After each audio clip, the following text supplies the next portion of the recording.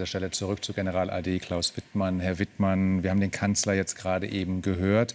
Lassen Sie uns noch mal auf die Rolle Deutschlands innerhalb der NATO blicken. Sie haben ja da eben gerade schon angedeutet, dass der Kanzler da deutlich mehr tun könnte. Er spricht jetzt von 2 Töpfen, in der die Bundesregierung oder die Bundeswehr da jetzt künftig schöpfen kann. Der Haushalt und dann das Sondervermögen. 80 Milliarden Euro soll der Verteidigungsetat dann pro Jahr in den kommenden Jahren sein. Halten Sie das für ausreichend oder müsste da eigentlich noch viel mehr kommen?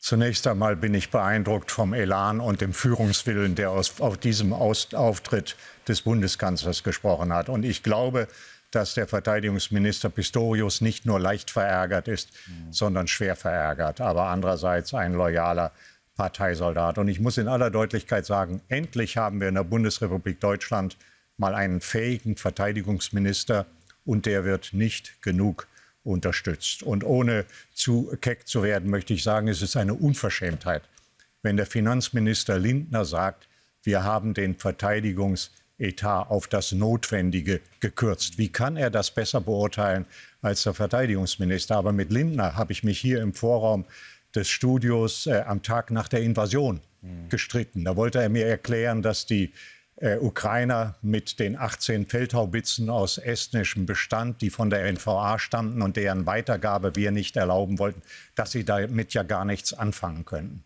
Und dann kommt hinzu, zu dem, was ich hier ungenügende Unterstützung des Verteidigungsministers finde, dass der Bundeskanzler, wenn Pistorius sich dem dringenden Problem der Bundeswehr-Personalbeschaffung widmet, nonchalant sagt, das ist eine überschaubare Aufgabe, als wollte er ihm den Teppich wegziehen. Und die Gelder, die jetzt vorgesehen sind und der Wechsel auf die Zukunft mit 80 Millionen ab 2028, das ist Schall und Rauch. Ich möchte mal an eins erinnern. Die Frau Högel, die Wehrbeauftragte, hat sich nach meiner Meinung aus dem Rennen um die Nachfolge von Frau Lambrecht herauskatapultiert, indem sie sagte, 100 Milliarden Sondervermögen sind gar nicht genug, wir brauchen 300 Milliarden. Und das ist doch wahr. 100 Milliarden reichen lange nicht, um das, was in 30 Jahren eingespart und nicht ausgegeben und an Tausenden von Panzern verschrottet wurde, wieder zu beschaffen. Da müssen ganz andere Summen her. Und ich glaube, Pistorius hat hier sehr genau gerechnet und fällt hier. Ist das einzige Problem? Ist das Geld da das einzige Problem? Oder, Nein, ich meine, natürlich nicht. Natürlich nicht. Die Waffen kann man auch so schnell gar nicht beschaffen. Das Beschaffungswesen und natürlich die Produktionszeiten. Aber 2 Jahre sind doch weitgehend verloren gewesen. Oder zumindest das Lamprecht-Jahr war völlig verloren.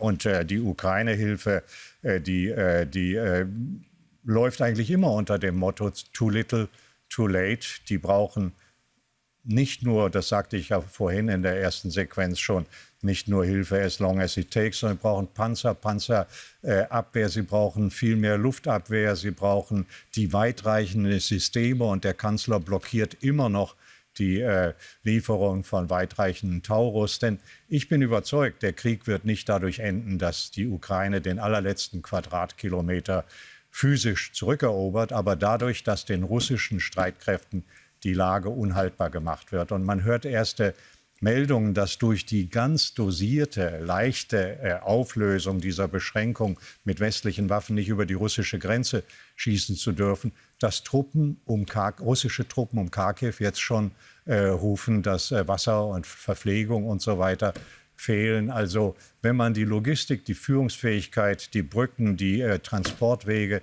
im Hinterland beschießt, dann kann man eines Tages die Russen tatsächlich zum Abzug zwingen. Und was ich heute Morgen gehört habe, dass Russland so stark ist, dass es nicht besiegt werden kann, das teile ich nicht. Und in der NATO, da wollen wir einigermaßen gut dastehen. Es war schmählich, erbärmlich, dass wir seit 2014 das 2%-Ziel nicht erreicht haben, aber es jetzt, wie richtig gesagt wurde, zurechtzurechnen, das bringt nicht viel. Es geht um die Fähigkeiten.